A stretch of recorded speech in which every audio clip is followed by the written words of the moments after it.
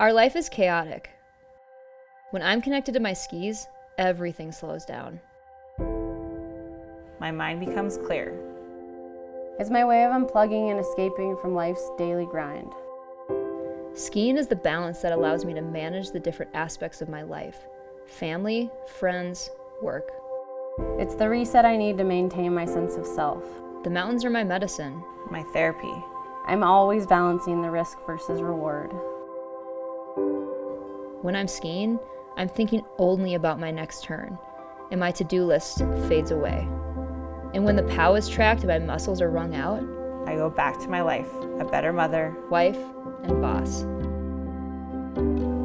I leave the mountains with a clean slate and awareness. I ski for balance.